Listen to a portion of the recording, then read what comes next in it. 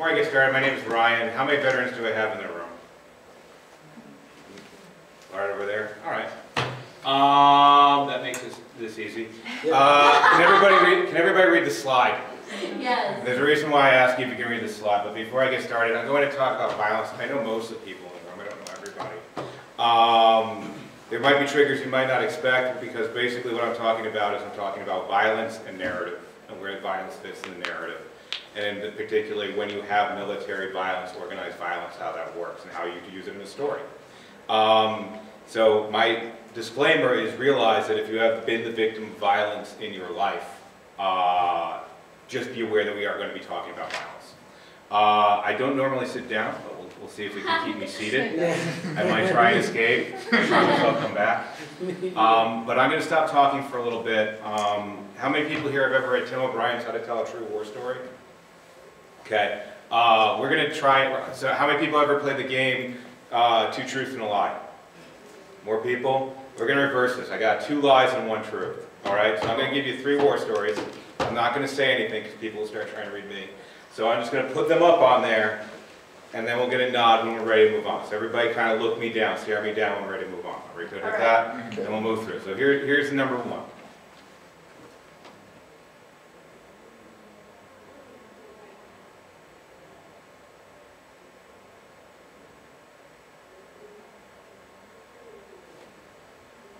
Stare down. Here's number 2. Another typo.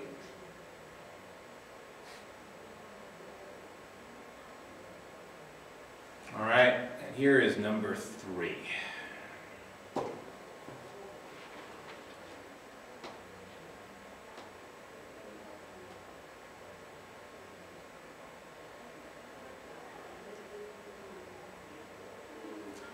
All right, so who here thinks that number 1 is a true story? Who here thinks that number 2 is a true story? Who here thinks that number 3 is a true story? My best friend Steve was stationed with me in Altus, Oklahoma. Steve was my best friend. We used to drink gin. However, Steve drowned in a swimming pool during crew rest. He was drinking. Him and his crew had a contest to see who could hold their breath the longest, and after a bottle of gin, Steve won. His name was Steve Haddon, United States Air Force Academy, class of 2001. My buddy, this is one of my first flights in Afghanistan in the MC-12, first example of where we actually did a live hit with a Hellfire missile. However, we did not do it. We were looking at the guy one day after the sun went down, and we remember he looked at me and he told me the story. And he said, and he looked at me, his question was, what would you do out here? This was in 2011. We're still there, but we wound down significantly. And he told me the story and said, I don't have an answer. This is why we'll never win the war. And then the next day, the guy was walking away from a kid's birthday party to go take a phone call, and we blew him up. So that story is false. Option 3. That's a tabby and that's a calico. I have kittens here. Because what was happening, there's no way I'm sitting down this entire story. So there I am, in Kuwait. I'm the aircraft commander of a C-5. A C-5 is a big cargo plane. The nose comes up in front. When you fly that, you have a crew of dozens of people. And you don't really know everything. We have a bunk room. We actually have a bedroom with 3 beds that you can go back and take a nap, because you got 24 hours that you're going to be on this airplane. So the trick is, when you've been on the plane for a while, when you're passing 10,000 feet, you can take off your seatbelt, right? That's when you can go to bed. So I'm in charge of this, and I'm like, hey, do you want to go to bed to the other pilot? There's 3 pilots. Do you want to go to bed? They're like, no, I'm up. I'm like, all right, I'm going to bed. And as I go to bed, I hear a commotion. And everybody on this airplane goes down the stairs. And it wasn't until 2 hours later, another thing about the C-5, the bathroom is in the back of the plane, and you have to go into the cargo compartment, walk through the cargo compartment, come back up to go to the bathroom. So the first thing I want to do after I get done sleeping is I want to go to the bathroom. And as I go there, and I'm putting on my boots, and you have to put on your headset to go down there because you need noise protection in case all of a sudden the airplane depressurizes because your headset's going to magically save you. I don't know. That's the rule. I didn't make it. So we're about to go downstairs, and my friend John, he turns around. He's like, "Don't go down there." I'm like, "What are you talking about?" He's like, "Don't go down there. There's a cat." And I'm like, "What the hell are you talking about? There's a cat down there." And this guy has a form that he's filled out, a safety report, an official Air Force form. form that he has detailed a vicious wildlife attack that happened downstairs. And I'm like, what are you talking about? Because it wasn't until later that I walked down and saw the blood on the floor that I believed the narrative that was written on the floor, on the form. And this is what happened. And to picture this, has anybody ever seen Alien? Not the second one with the Marines, the first one. That's an Air Force movie, by the way. The cargo compartment of the C-5 doesn't have any of the noise-absorbing stuff or the upholstery, so it's just like the skin of the airplane, the beams and all the cables and wires, the flickering lights, and we have vacuum-wrapped cargo everywhere, so the pallets. So it looks like a scene from Aliens. And what had happened is, when you pass 10,000 feet, the scanner, who's a guy who walks around and tells you the status of the airplane, goes down and comes on an intercom and says one thing: we have a cat down here.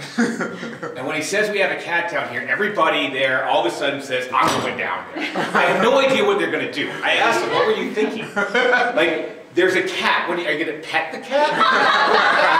Are you going like, is this going to be your cat now? I'm like, what is going through your, because we aircrew train, like the Southwest plane, when that just had the thing, aircrew train for every eventuality. I have a checklist that covers everything. From a loss of engine, to a sick passenger, to the bathroom not working, but nowhere in this checklist did it say, I really saw a cat. Right? So we go downstairs, and the entire crew goes down, and what they had forgotten is they thought they were hunting the cat, but in actuality, the cat was hunting them. Because what had happened is they go down, they forgot that nature made the cat stealthy and like gave it the advantage of climbing up top of the rafters, and the cat would leap on them. And like one of them got scratched in the face, and one of them got like cut, like the cat jabbed onto his hand, he had to fling it off. And they all ran upstairs bleeding. And then when we got to Germany, we tried to explain to them, there's a cat on board, don't open the door. But they didn't know what we were talking about. They thought there was like a typo in the form, and they opened the door and the cat ran out. And we found out later, over a search of the plane, that the cat was defending her 2 kittens, who were then adopted in Germany. And then we spent a week in Germany where the per diem is $119 a day at that point in time, so that was a $1,000 cat attack. So, thank you, United States government. Did it delay you or anything? Oh yeah, 1 week, 1 week. So they're like, we're all bleeding and stuff? They were bleeding. He had to get rabies shots. Wow. We didn't have the cat. He had to get rabies shots. This could be a rabbit cat. Make sure it's giving the cat more tools, right? Yeah. So my name is Ryan, and I'm going to talk about how you tell a true war story. There's a couple things that I want to talk about here, and I had a teacher, Donald Anderson. He graduated from Iowa's creative writing. He teaches creative writing at the Air Force Academy, and he always teaches Tim O'Brien, and now he's teaching a book by a guy named Philip Clay, who was a PR officer who wrote about people coming back from Iraq and Afghanistan. Sorry, not homecoming. Redeployment is the name of it. It's called Redeployment, which I highly recommend. But when we're telling stories, how many people here have, we already established, how many people here are veterans? We didn't have anybody, so I'm assuming that nobody here has actually done an act of deadly violence against another human being, and if you have, please don't tell me. So, how many people have ran a game where you had somebody do an act of deadly violence against somebody? Okay, so let's think about that for a second, because we talk about, hey, how do we tell stories, how do we know, but there's other things. Is the thing that I want you to realize when we go through this is when we're talking about how you tell a true war story is what is truth, and what elements do you want to tell, but also tell this is a difference between what you think the experience would be and that there's people who have had the actual experience. So we're going to go over awareness of military service. We're going to talk about what isn't realistic in events. Anybody here boffer? Okay, we're going to talk about that a little bit. We're going to talk about psychological stressors, which is only one of which is combat fatigue. And if I get any of you to do something, I will get you to kind of kill the PTSD-ridden veteran, not because it isn't true, but because it might be overplayed slightly. And then the essential military story, which you tell in long-form Larps, which is hurry up and wait, and how that can create a dramatic space. And then open up with a question, which is why tell a military story? Disclaimer, everybody's experience in the military is personal. I don't know what Daniel very well, I don't know what his background is. I always say that if you're talking to a military member from the US, you have to remember that we have a drastically different ops tempo. from anybody in a different country. So you can talk to somebody who was in a European military and they can talk about their deployment to Afghanistan or Iraq. But if you're talking to your typical Army sergeant who's been in for 8 years to 10 years, they're going to talk about their 4 deployments to Iraq and how they've been going more than not. So just remember, sometimes you'll have people relating experiences. It's like everybody's experience is unique and you have to respect that. And I intend to respect that here. I have veterans as a share of the population. And as you see, it peaked and is steadily dropping. We have never had as long a war as we are in right now. We are still at war. We've never had a smaller percentage of the population be at war. Right now we're at 7%. It is beginning to steady out, is what studies are saying. Why did it drop? Anybody? Why has it been dropping? Who's been dying? The GI generation. All the World War II veterans are dropping, right? It's going from like 1/3 of everybody to about 5 to 7%, depending on the age group, is what we're looking at right now. So racially it skews slightly white. As the veterans get older, they get whiter, with increasing diversity, obviously, as they try and as they become and say, hey, we want to make it look more like the population. In terms of gender, it still skews very cis-male, although that is also decreasing. We have very few binary statistics as a very hot topic right now in the military, if anybody's following the news with that knows. And basically what I want to do with these slides is establish that military veterans do exist. You probably are going to run into a couple of them in your games, and you're not necessarily going to know if they are or aren't, and you're not necessarily going to be able, and you're not necessarily going to consider their experience because it's increasingly a rarity. I'm going to pick on somebody who I won't identify. They said something, I dragged them here, but something in the room is like, my parent was a veteran.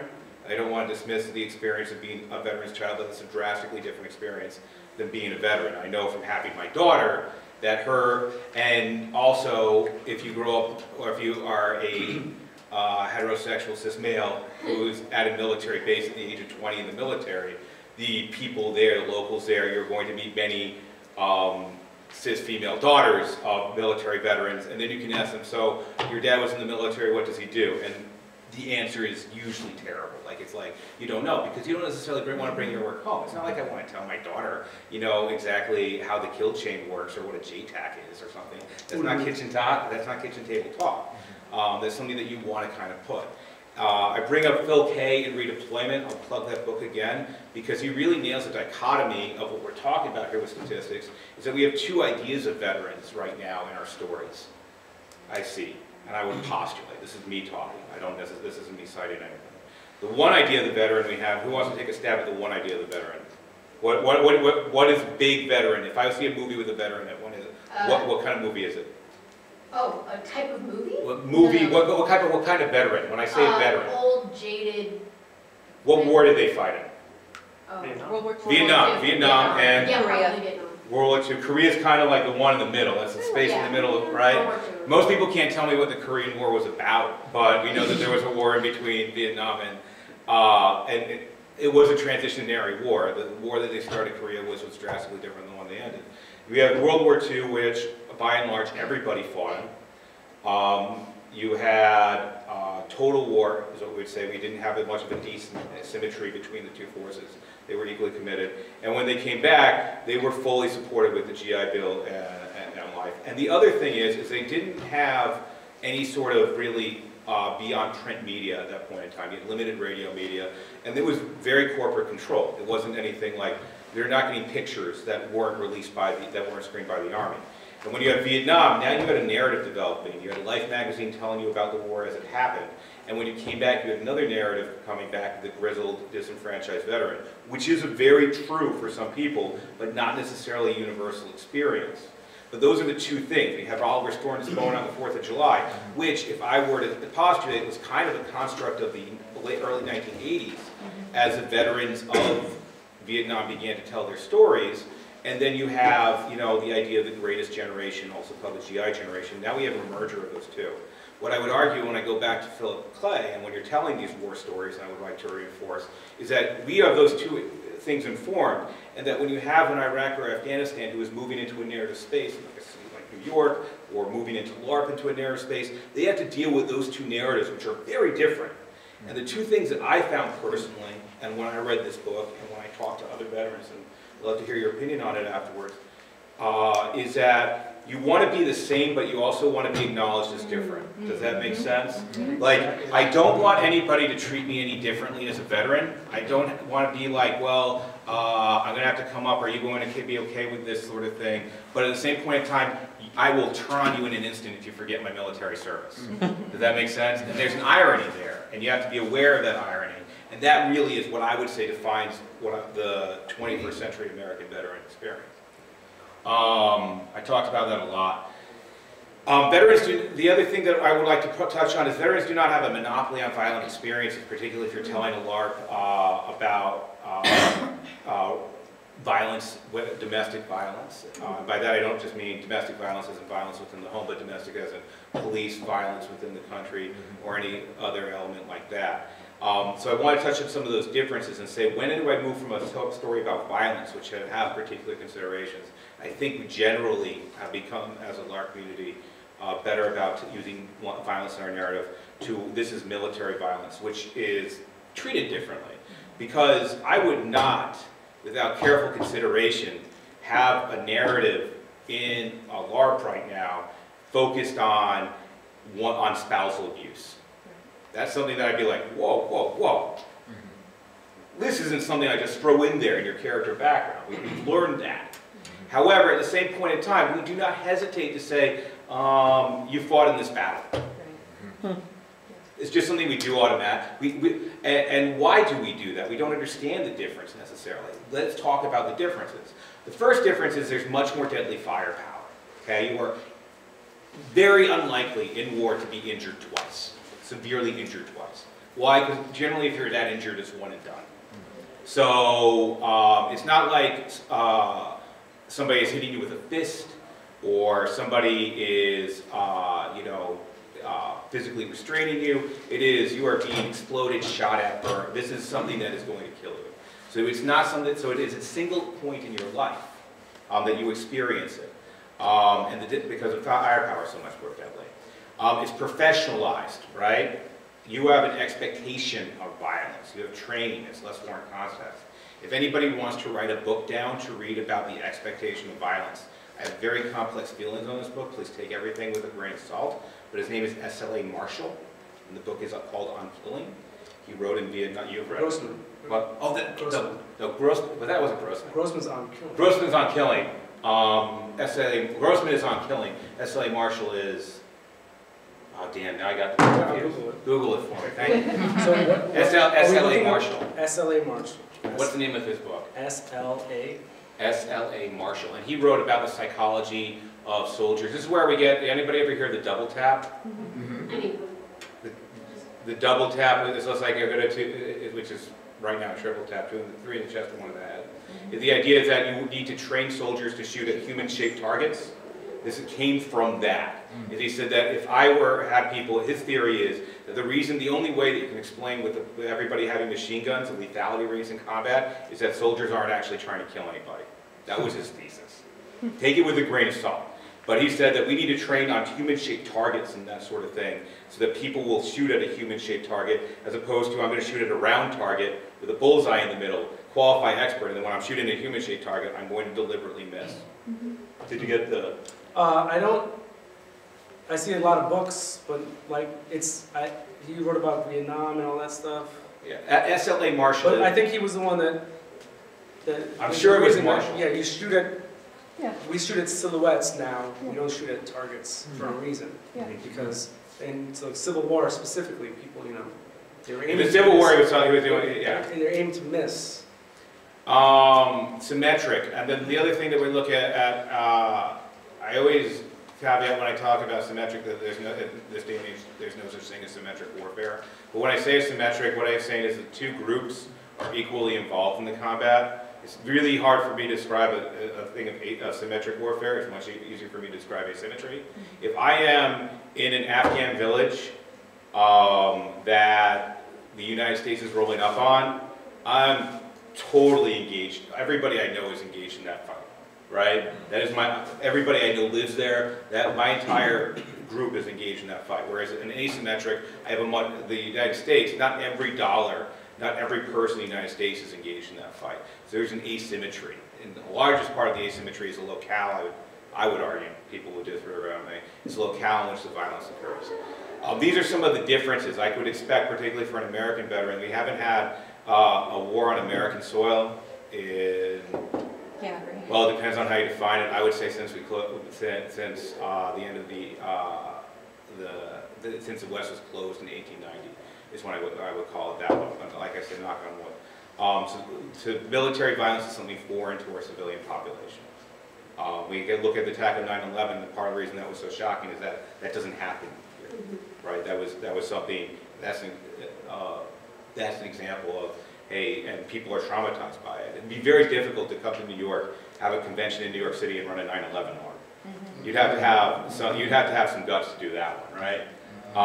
Particularly if you're not from New York. But that's an example of, hey, how when we start shifting this, people are like, military violence does not occur here, right? So these are some elements that you have to consider.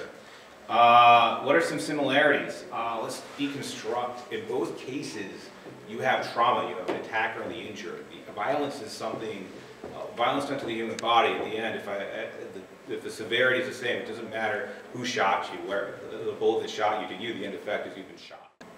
And the relationship between that trauma doesn't necessarily change if one side puts on a uniform or the other uniform on. And the idea of what is normal with that is that you're putting yourself in a context, and I think that you can relate this to different forms of violence. When you do a narrative with the military, you're saying, what is normal violence? And when you have normal violence, you have to say, how do I come out and what is my new normal? And I think that when we start talking about continuing trauma or trauma outside the military context, really what you have to say is, when you're in the military, not only is combat one thing that's normal, but there's a lot of normalized experiences.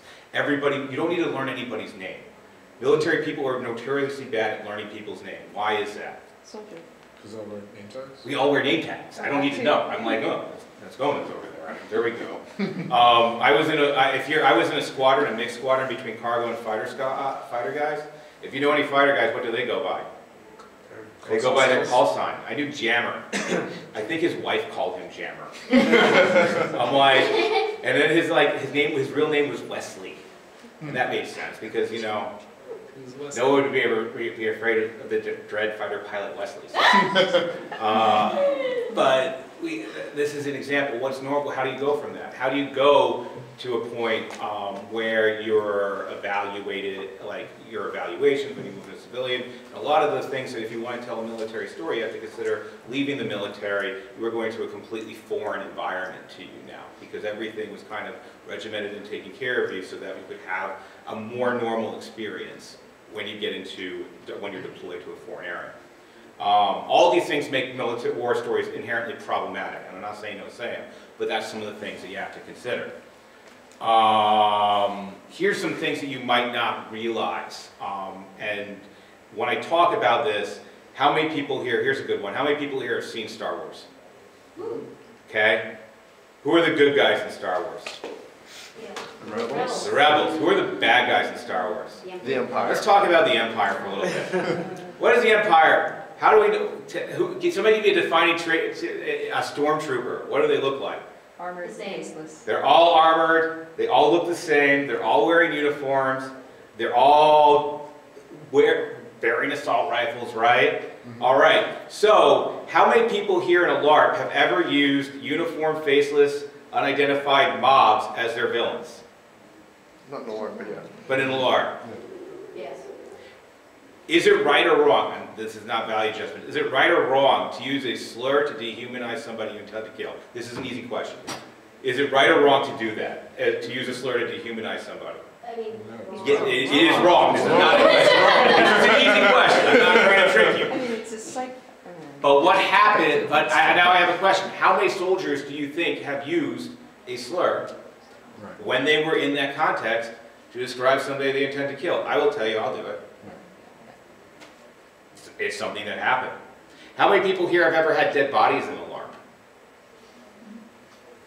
How many people here have ever had to move a dead body or deal with a dead body in real life? Oh, no. In real life. It's fucked up, ain't it? Yeah, It's fucked up. Smells. Here's another one. How many people here have ever been on the wrong side of a news story, like a really bad news story? In real life? In real life. In real life. Have you ever been on the wrong side? Let me tell you how every news story, whenever there's violence, we just had one, and I don't want to politicize this too much, but we just had a terrible, terrible incident. Disclaimer, American Jew right now.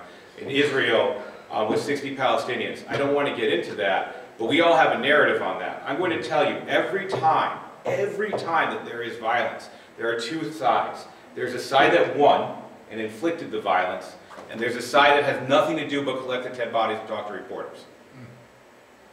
I'm not justifying or anything, but just realize that. Because I know that I have seen reports on things that I have been a part of that were 100% inaccurate, simply because, what am I going to, and I can't blame them, they just got blown the fuck up, pardon me. What are they going to do? They're going to say, look how terrible this is, and everything that they have is terrible. But they're only going to show you the terrible side of the story because they're mourning their dead, and it can't be expected that they're going to give you a fair and unbiased account of what just happened. Something from the sky just blew up this home.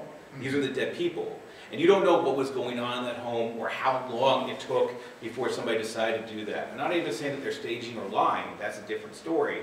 I'm saying that the perceptions are different and you only ever get one side of the story. Why? Because the other side is debriefed, classified, filed away, and then by the time all that happens, the story's already happened. We got like 2 minutes. All right. So you want to figure out, hey, these are experiences that some of the people that veterans that you have are doing. What is realistic in the Larp? This is what you do right.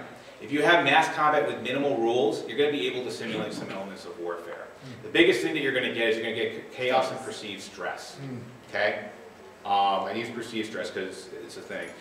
Real-world tactics do work. If you ever see Pippin, they actually have a song about that. I'm like, no, those are real words. They just didn't make something like, what's his name, to just make them up.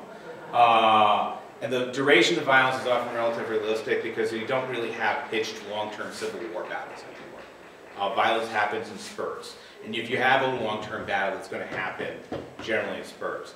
Things that are fun in war games that you're doing right that aren't realistic, hit points are much more fun than actual wounds. It's nice. And if you have more than a few dozen people on either side, particularly in a BOF or LARP, you're probably not simulating modern combat at this point in time simply because of difficulties of simulating small arms fire. It's something that's difficult to do. I'll finish up with this. Here's some of the stressors I won't talk to because we're running out of time, but the essential war story, if you've ever been deployed, back me up on this, the number one thing that you're doing most of the time is waiting, right? Hurry up and wait. Get to this point. It's a giant logistics problem. Move over here and wait. All right, you wait. All right, go over there, eat something and wait. All right, go have a cigarette. Everybody smokes. Have a cigarette and wait. Why? Because what else are you going to do, right? You don't have internet, right? You don't have Wi-Fi most of the time. So it's a hurry up and wait. That's dramatic space because you know that something's coming. You know that, hey, go hurry up and wait over here. You need to hurry up and wait over here to get your armor. You have to hurry up and wait over here while they're passing out the ammunition and the armor. All these things are hurry up and wait stories. That's one of the things that I would say if you're going to try and do a military thing.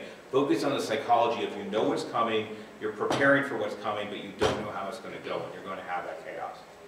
Out of time? Got like a minute? So this is my open question to you guys. Why do we even want to tell a war story? I probably don't have time to answer that one, but why would you? I know why I would want to tell a war story. But my question to you guys is why would you want to tell a war story?